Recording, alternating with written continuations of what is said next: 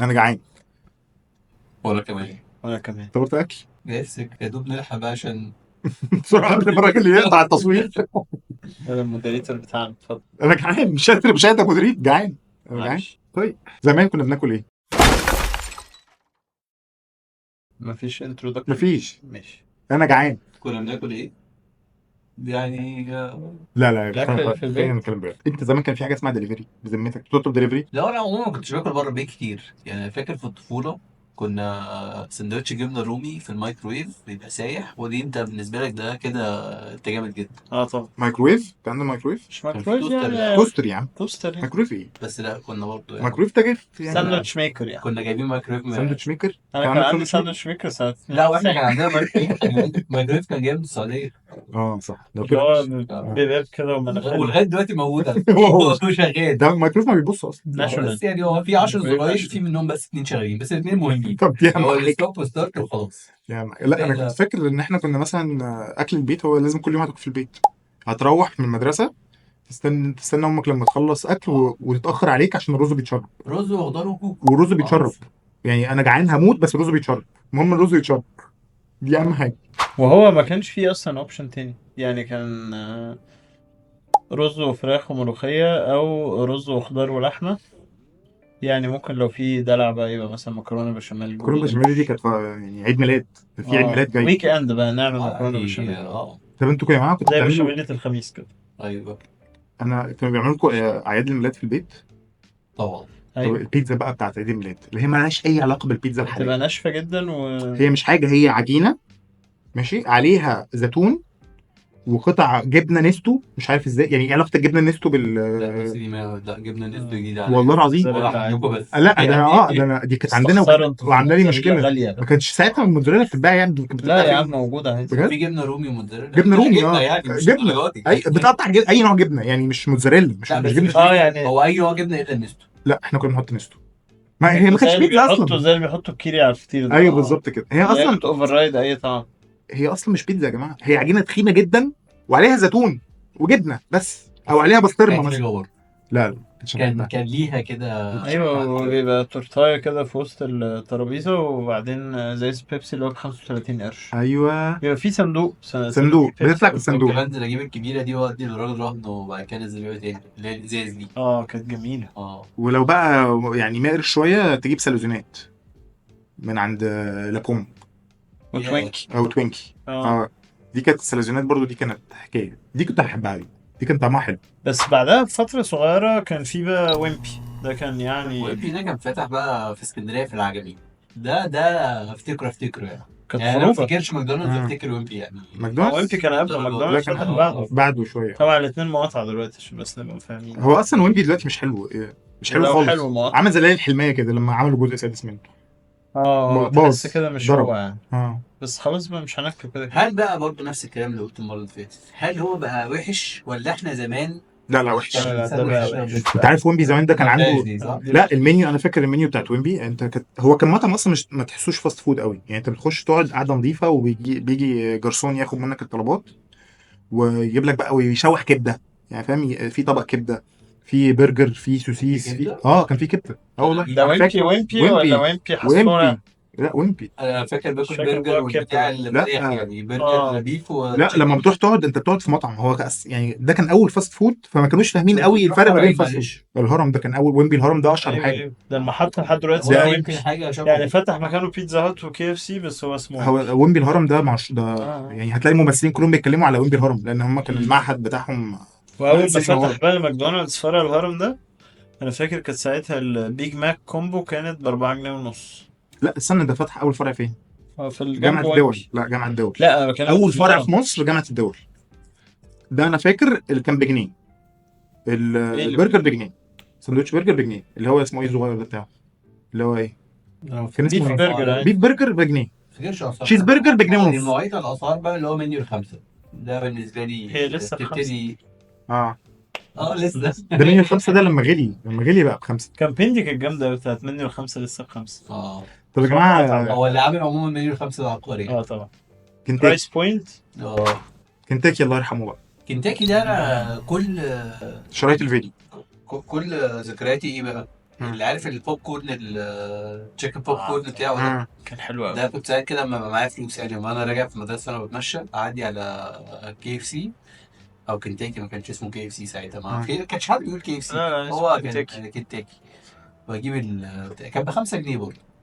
لا انا كنت بروح اجيب الدينر بوكس عشان عليها شريط فيديو بتاع ديزني، كانوا عاملين كولابوريشن مع ديزني. ايوه ايوه ايوه. في شرايط سندباد وعلاء الدين وبيوتي اند ذا بيست والحاجات دي كلها، كانت يعني عندي لحد دلوقتي اصلا وكان عنده الشرايط. منيو كده لما كبرنا شويه اسمها حريقه، ميجا حريقه، اه اللي هو سبايسي يعني، صح. ميجا حريقه، فاهم؟ والبيتزا برضه بقى، مطعم. لا انا البيتزا دي يا جماعه اول مره اكلت بيتزا انا اتوهمت، انا لحد دلوقتي طبعا طبعا البيتزا. كنت تاكلها بجبنه نستو، فانت لا بالنسبه لا لك لا ده لا يعني ايوه ما انا اكتشفت ايه كده. ده هو اختراع، ده ايه ده؟ ما انا ساعتها اكتشفت ان دي مش بيتزا، مش بيتزا خالص اللي بناكلها دي، دي حاجه تانية بتايز، خالص. ده نظام دي بتايز. ولا اي حاجه، دي عيش وعليه عليه اي حاجه. لكن دي بيتزا، البيتزا هات دي كانت وهمه بالنسبه لي، وليه مش عارف طعمها زمان لحد دلوقتي فاكره، وملوش اي علاقه بالبيتزا هات الحاليه. الحلال. الحاليه الحاليه. الان يعني، بيتزا هات الان بعد يعني قبل غالبا كانت فرحتك بعد اه النستو والحاجات دي. تقريبا الفرق ما بين الطعمين. كنت كنت منبهر منبهر صح؟ اللي هو دي بقى بيتزا اللي بيقولوا عليها كده. وما كانش عندنا بقى، كان في اسكندريه عندك الفطير من زمان، الفطير اللي هو حادق وحلو الحاجات دي كان من زمان. احنا على فكره في القاهره يعني اتعرفنا عليه، كانش ترند. ما كانش ترند، كان فطير مشلتت بس. لا من وانا صغير الفطيره اللي هي بالسكر والكاستر دي موجوده. انا اول مره اكلتها في بس اسكندريه. تلاقي دلوقتي اختراعات بقى لوتس انا لغايه دلوقتي ما بطلبش غير برضه انا ما بحبش على ساعات فكره بطلب- ميكس السكر ده ساعات اللي هو بطلب- اللوتس نوتيلا الصراحه موز النوتيلا برضه هند مش وحشة، لبن. بس يعني لا بس مش بس برضه الكاستر والسكر هي الاساس. وعليها لبن كده. اه لا انا اول مره اكلت فطيره جبنه رومي وخضروات دي كانت في العجمي. انا برضو دي ايه ده هو الفطير بيتحشي اصلا؟ دي يعني كانت حاجه غريبه بالنسبه لنا، يعني في القاهره مش متعودين دلوقتي على كده. عاملين فطير زي الشوكليت ترند اللي هي بالكنافه دي، عاملين فطير وجوه بقى فيه اللي هي البيستاشيو بالكنافه ايه ده، دي جامده دي. الصراحه الصراحه عايز اجربها. طلباتنا. طب هو الاكل زمان كان احلى البسيط ده، ولا الاكل دلوقتي كل حاجه بيحطها على بص، هو بعض الاكل في واختراعات؟ اي حال من الاحوال هو جامد حلو صح؟ هو عشان الصراحة. احنا جعانين دلوقتي ولا عشان ايه؟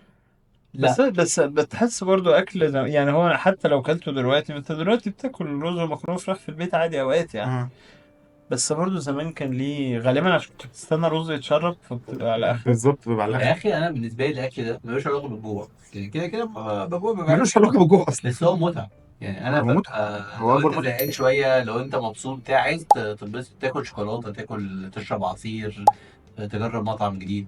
وبعدين دلوقتي انت عندك الحاجات بقى اللي ما كانتش موجوده زمان، يعني الفود بلوجرز، وتفتح تيك توك وفيسبوك، تعالى.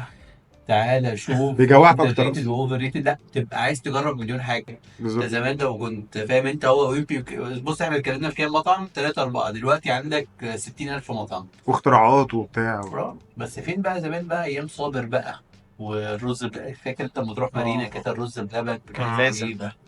ده لسه موجود لحد دلوقتي، الاساسيات. بس طبعا يعني فتح 20 اه حاجة تانية. بس ده لا خلاص. واختراعات بقى الحاجات دي الحلو ده بقت هبل يعني، بقى اه بس اسمها برضو الميكسات اللي هي بتجزع. قلت لك اللي اه هو حط لك كنافة على رز بلبن على مانجا. وكشري مش عارف ايه اه واشطوزه بت...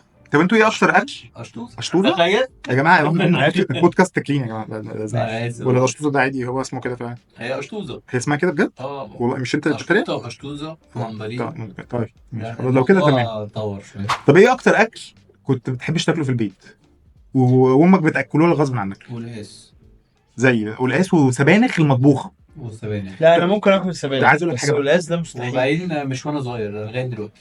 وانا لحد دلوقتي ما باكلش لغايه القلقاس. دلوقتي سمك المشوي امي لازم تقول لي لا جرب هيعجبك يا ستي، انا 35 آه. سنه انا عارف. آه. لا جرب ده حلو جدا. طب انا السبانخ دي يا جماعه اكتشفت ان احنا كنا مصدومين فيها صدمه وحشه قوي. ليه بقى؟ بيقول لك مليانة حديد. الناس كلها كانت لا بتاكلها وحشه، اللي هي المطبوخه دي. معظم الاطفال ما كانوش بيحبوها لان انت اهلك بياكلوها لك بغرض تاني خالص، ان هي فيها حديد، مش ان هي طعمها حلو ولا وحش. طب انا مش عاجبني طعمها، لا هي فيها حديد. طب انا ممكن اخد الحديد من حاجه تانية، لا هو في السبانخ بس. اكتشفت بعد ما كبرت بقى ان السبانخ دي بيتعمل منها اكل تحفه طبعا. تحفه. ولما بتتحط سبينش ديب والحاجات السبينش دي. ديب والجراتان والحاجات دي وابل بيز فاكر. دي الحاجه الوحيده اللي يعني يا جماعه طب ما هي السبانخ حلوه اهي، طب انتوا ليه لا بتعذبونا؟ لا على حسب انت بتطبخها ازاي. بالظبط، طب انتوا بتعذبني ليه؟ الاكل بقى الكوسه، انا ماليش في الكوسه خالص. كمان انا بالنسبه لي برضو الذكريات بتاعت زمان دي اللي هي جبنه رومي السايحه، الشعريه باللبن. انا باكل شعريه حادقه زي الكسكسي كده. حلو. وكان ما بيتحط باكلهاش. او حتى عليها اللي سكر هي باللبن والسكر. او محمره بسكر، محمره عليها سكر. انا الحاجات دي بالنسبه لي حادق، عمري ما اكلها بسكر.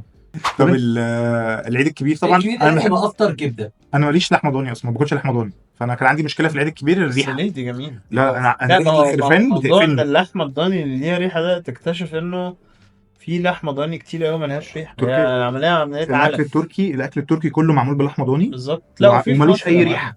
وفي مصر وملوش اي لحمه ريحه. ضاني ملهاش ريحه. هي فعلا بس طريقه الطبخ. العلف، انا بصراحه مش عارف، انا بالنسبه لي انت باكلها عادي. مش ريحه بره عنك. يعني تمام، لحمه حلوه.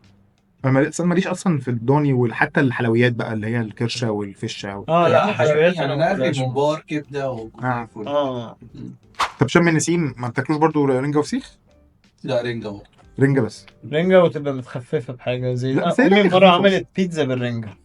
على فكره هتبقى حلوه على فكره، حلوة أوي. زي الانشوجه، زي البيتزا الانشوجه، حلوه قوي. كانت جامدة هي أوي. رنجه بتاكل سلطه يعني. مم. هي بتايزر. بالظبط. وبعدين ما بتعملش ريحه، يعني هي بالرنجه مش زي الفسيخ، الفسيخ ريحته معفنه فعلا. لا الفسيخ صعب. وفي ملوحه بقى اوسخ منه، ملوحه يعني في رجلين منتنه بتاكلها، فاهم؟ بس طعمها حلو، يعني لما بتاكلها بتبقى طعمها حلو. بس مية بقى يعني بشكل رهيب، عطش مش طبيعي. بتبقى بالونه، تضرب 7 لما بص مم. تبقى هتطير من البالونه. وبصل أخضر وحاجات كده. وبصل اكتر. تاكل بصل أخضر مع ده رنجة. جميل.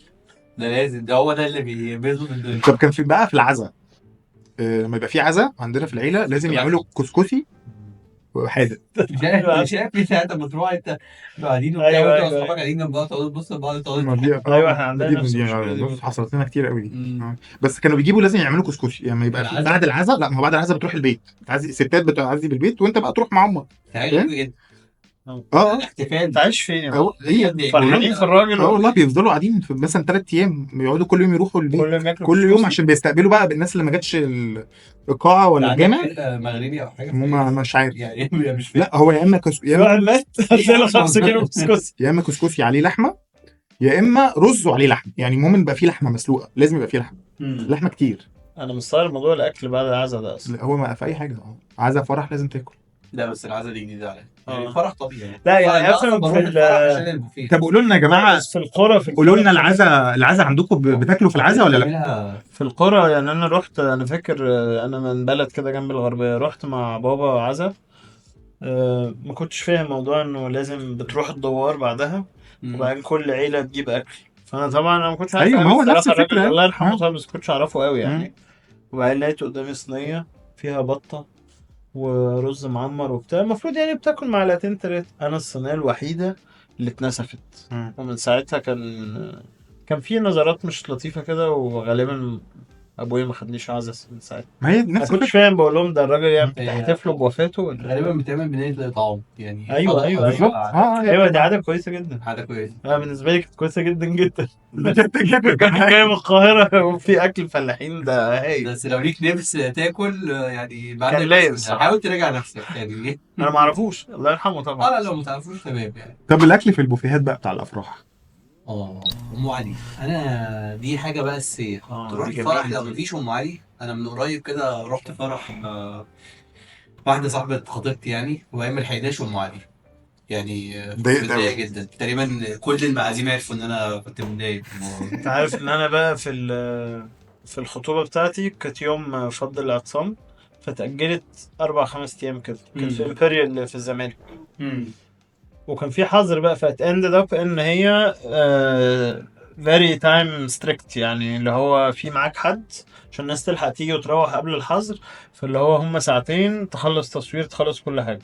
ملحقتش اكل، ملحقتش اكل اي حاجة، وكل بس أنا- الناس ماشية. انت ما اكلتش، ده الاكل كان حلو قوي. ايوه بس انت عموما في فرحك ما بتاكلش يعني كده لا، كده، ما أنا باكل بتلحقش. يعني. انا ما اكلتش، انا لا، ما باكل اكلتش. بعد الفرح. ما انت بتقعد، هما بيحطوا لك، كانوا يعني بيحطوا ترابيزه في النص، ما والناس بتاكلش مع بتتفرج المعازيم. عليك. بعد الفرح بتاعي بيجي كل واحد عايز يكلمك او يتصور معاك، بيجي لك في وانت بتاكل، فما لا، بتاكلش. ما انا ما اكلتش ساعتها، مم. بس انا كنت زي ما قلت لك كنت مظبط مع الراجل. مم. خلص الفرح تطلع الاوضه صنف صنف، تعديش ولا حاجه تسيبها. المشكله دي. طيب يا جماعه اكتبوا لنا برضو كده على البيج، اكتبوا اي حاجه. اكتبوا اي حاجه، اكتبوا لنا كده الاكل المرتبط بالمناسبات، الاكل اللي بتحبوه، مش الاكل اللي ما كنتوش حابة. بتحبوه وانتوا صغيرين، ايه اكتر حاجه كنتوا بتحبوها وانتوا صغيرين، وعايزين تفاعل اكتر كده. اتفضل. لايك، ايوه، سبسكرايب، ايوه، شير، ايوه. فعل زر الجرس. هو ده. ده اللي انا كنت مستنيه. بس عايز تقول عايز تقول حاجة المنصات تاني؟ وحاجات ان احنا موجودين على كل المنصات يا جماعه، موضوع اغاني، المنصات ده. يوتيوب، اوديو، فيديو، كل حاجه. تمام، نشوفكم الحلقة الجاية. باي باي يا جماعة. باي باي.